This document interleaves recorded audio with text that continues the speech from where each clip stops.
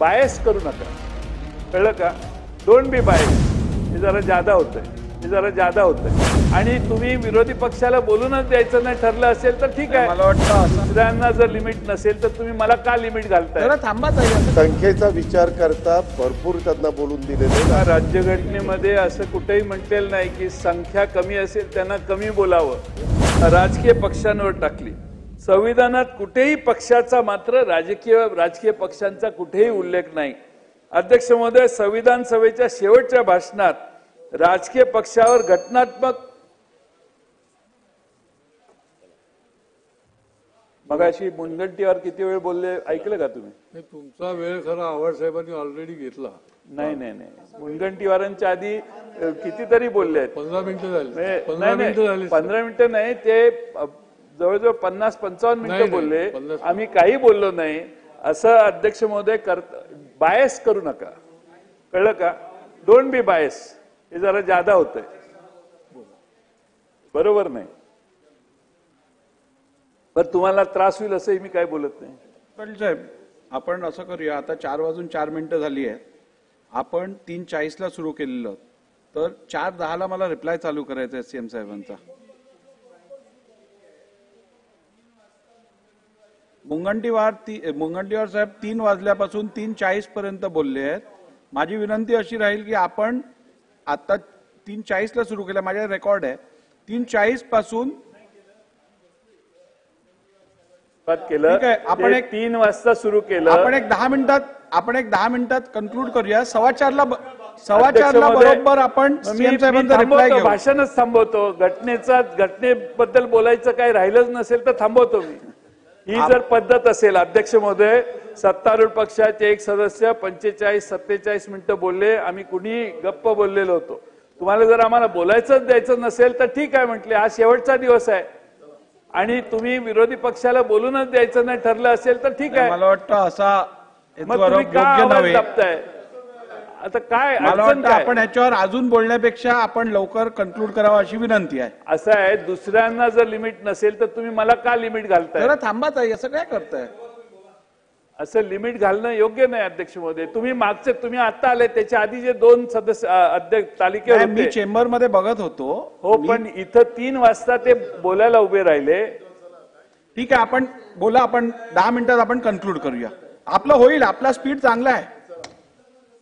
वेळेचं बंधन नाही टाकलं तर सभागृह चालणार कसं सांगा ना मला.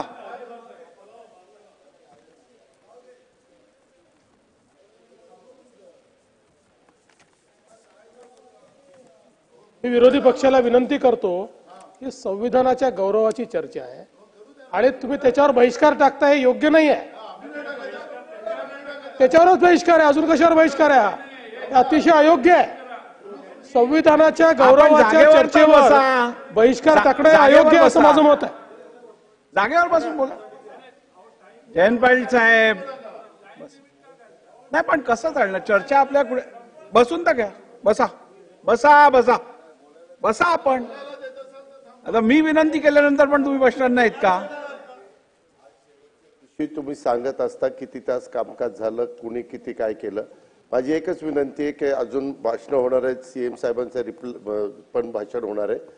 तर एकंदरीत कामकाजामध्ये विरोधी पक्षाच्या सन्माननीय सदस्यांनी किती वेळ त्या ठिकाणी बोललेत आणि सत्ताधारी किती वेळ बोलले हे एकदा रेकॉर्डवर येऊ द्या.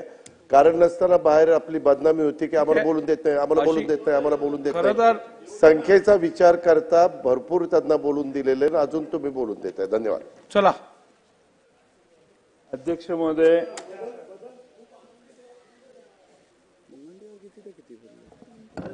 या राज्यघटनेमध्ये असं कुठेही म्हटलेलं नाही की संख्या कमी असेल त्यांना कमी बोलावं. राज्यघटनेत असा उल्लेखच नाहीये.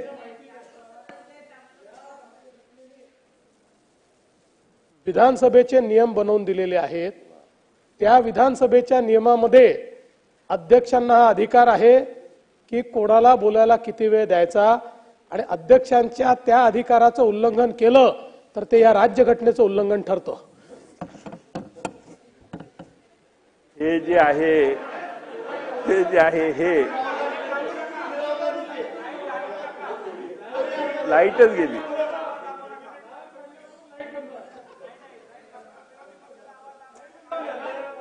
हा प्रॉब्लेम आहे. ही खरी राज्यघटना ही आहे, ही निळी निळी.